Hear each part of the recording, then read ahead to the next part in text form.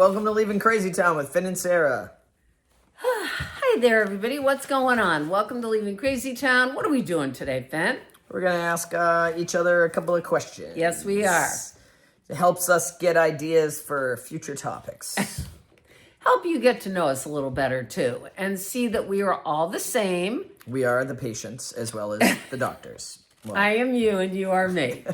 Yes. We want you to feel better about, at times we all struggle, we all screw up, we all make mistakes. And I think it's important to have compassion for ourselves, not beat ourselves up, to just notice stuff, see it as an opportunity to move forward and change, do a little assessing.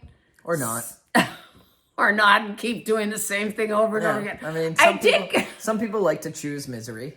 I did call myself the jaywalker the other day. Yes. Around. And what is the jaywalker? The jaywalker is in the big book of AA, and he keeps crossing the street and getting hit and ongoing. He likes to jump in front of vehicles. Yeah, and he keeps losing, but he keeps doing it. And, just like with addiction, that's what the example is about with addiction. But when we get sober, we can often be blind to our other behaviors that we do that may not be helping us. So it's a good thing to look at. Geez, we're off topic right now, but to look at, are there other behaviors I'm doing that are not working in my life that I continue to do? And what is that about? Am I in denial? Am I full of self-will? Do I just not want to admit it? Do I want to keep hurting myself in yoga? Which keeps happening. Can't lift my arm now. That's all right. All right. Yes. That's for another day. All right. Yeah, that was quite funny. All right, so we each have one question the other person doesn't know, and then we're going to actually both answer the same question. So my first question for Sarah is, in what way did codependency show up in your life this week, and how did you resolve it? If you resolved it. Okay. All right. How codependency showed up in my... Oh, God, I get that feeling just talking about it. All right, so my sweetheart had back surgery. Some of you guys know that. And he's feeling better. So he's starting to go back to meetings, driving, etc. But when we go to a meeting and he's sitting next to me, this is what it's like.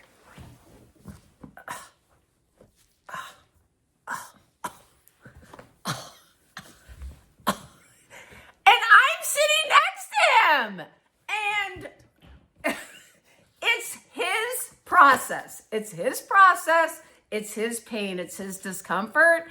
And it's not anything to do with me. But I'm telling you, after like 10 minutes, I have to totally reel in the cocoa. Because I'm already like, I'm going to go get him a pillow. What is he doing? I want to say to him, do you want to get up and take a walk? Like he's 5.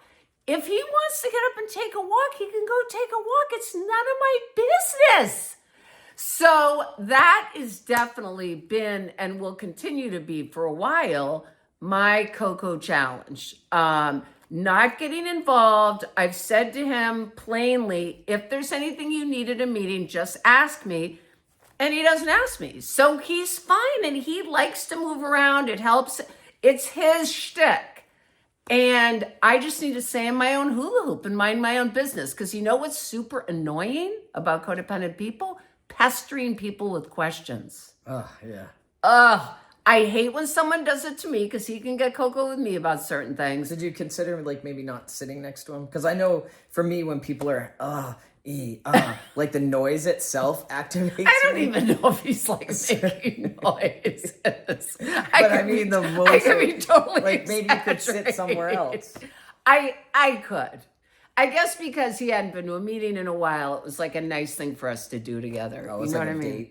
Date. Yeah, it was our meeting day. Recovery dating. Okay, so that was my cocoa. Okay. All right. And how I resolved it is really trying to stay in my own lane. I did communicate with him, asked him for what he needed, etc. Okay. God, I'm trying to decide from 2. All right. Finn, how do you know if you're doing a codependent behavior out of fear, or are you doing something as part of a compromise in a relationship that you choose? Ooh, that's a good one because we were talking about this earlier. Exactly. And what brought up the idea of like not being sure was my girlfriend was singing in church, so she was in the front pew. I'm just gonna give a little background because I can explain my answer based on this kind of story. And I like to sit up in the balcony. And when I went by, she was sitting at the pew. She asked me if I would sit with her. And there were other people that were going to sit there that were playing in the band. And I said, no, I'm going to go sit where I normally sit. And I went up top and I was sitting up there and I thought, well, a good boyfriend probably would sit next to his girlfriend. And does it really matter, if I sit up here or not? So I went down and sat with her. And because I wanted to support her, she was singing a solo and everything. But when the whole band and everything came and sat with us, I didn't have a lot of space. Yeah. So I immediately started to feel a little mad about my decision because I was uncomfortable. And then I thought, oh, they're going to leave and go, the band's going to go, and I could actually go back and sit. So I explained to her I was going to leave because I wasn't comfortable. And, so I thought, did I make the decision to go sit with her when I was up in the pew? And, Sarah pointed out that sometimes we don't know about our decision that it's going to be uncomfortable until we do. And bottom line is, I didn't feel as though I made the decision out of codependency. Yep. I was trying to decide I wanted to be a supportive person for my girlfriend. I made a conscious decision to go down there. I hadn't actually considered that there wouldn't be enough space. Right. Neither had she. Right. So, ultimately I spoke up and said, I'm going to go sit back because I wanted to be able to meditate. I needed enough space to lean back against the chair, the pew. So there, I wasn't sure, but after you and I, because for me, when I make a codependent decision, and sometimes I don't even know I've done it, and then I'm in the decision, whatever the action was I agreed to, and I'm resentful. Yes. And angry, and then I go, oh, shoot, I made a codependent decision. Yes. But I felt as though in this case, I made a conscious decision. That's right. Because codependency for me is usually a quick answer. My stepson one time was talking about how he bought his place in Vermont. He was so upset nobody was going. And I was so activated that out of my mouth came, I'll come up to Vermont and stay with you for 2 months, which was the last thing on earth I wanted to do. Be with him for 2 months, no problem. But up north in the winter when I had to drive to Boston for work, was not an option. So it wasn't until I got out of his space that I realized I made a codependent comment. And then I called him back. And today I can repair those, which is great. But typically for me, the codependent response to something comes immediately because I'm triggered. Yes. I'm not actually thinking oh, wait, yes. is this a compromise I want to make with my girlfriend? Do I want to support her? Yes. And ultimately it wasn't comfortable for me because I felt like church is once a week. The meditation's really important to me. And I need to be able to sit back and really relax and listen to the music, listen to the sermon. And to me, that's a place where I get fulfilled energetically. So I wasn't going to miss out on that just to sit with her. So I made a decision, conscious decision. So typically I actually can do codependent things, but I don't consider them codependent responses if it's something I chose. Yes. If I say, oh, wait, I know I'm really doing this for that person. Yes. But it's easier for me to follow through with his action than it is to not, because I'm not ready yet to set that boundary or something. That's different. For me, it's really about making a conscious decision rather than a quick impulsive reaction. Yes. That's really the discernment, I think, is am I pausing? Am I being thoughtful? Am I being conscious about making this choice? And again, the choice may work out or not, but it's not coming from fear. So that's a great answer and clarity for people. All right. All right, so our next thing was going to be about... we were both going to ask the same question. Right. All right. Oh, yeah, you're going to ask me. Well, no, the question we're both going to answer is when was the last time you acted out in a character defect? I don't have to go too far back, people.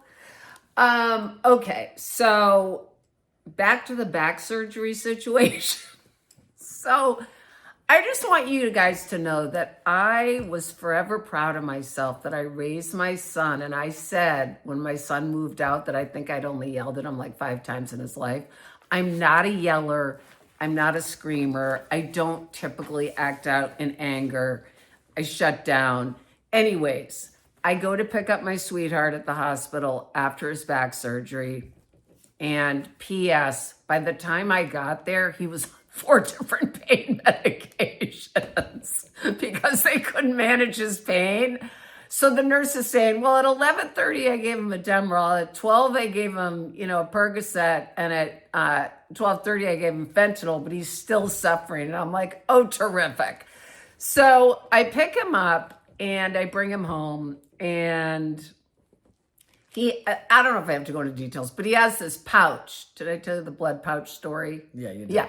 Okay, so he has this pouch that looks like a whoopee cushion. That blood is draining from his back, blah, blah, blah. Okay, long story short, we get back to home, and he goes into the other room. He's wandering around. I thought he'd just get on the couch and fall asleep. And I go into the other room, and he's standing there, and he looks up at me, and he's holding the pouch that's connected to the bloodline, but he's disconnected it, and blood is squirting out. And I scream at the top of my lungs, what the are you doing right now? And he said, what's this? Because he was high as a kite. So I just want to say for 3 days, I screamed once a day and I cried once a day. So my character defects were in high functioning. Yeah, high functioning. So I did make amends. We did discuss. He said he was in a blackout for 3 days. So he doesn't get a wash though, because I told him things he said, which he's apologized to. One, which was, I wish you'd cook an effing meal. Ooh, was the truth coming out in his blackout? I know. We discussed that later, and he had this vision that I would be cooking, and I'm like, he never said that to me, so I never prepared anything. But this arrives one like high night. I mean, I can cook if he had told me he wanted me to, but we didn't even discuss it. It was a little bit of insanity for those 3 days. Sometimes it takes a little pill to get the truth. Get the truth out. Yeah, that was a tough one. Anyways. Those are my character defects. We've discussed, we're through, but your recent ones, yeah. Yeah, okay. Well, so what about you? The most recent one that I can think of that I was conscious of was I went to the Bahamas with my girlfriend.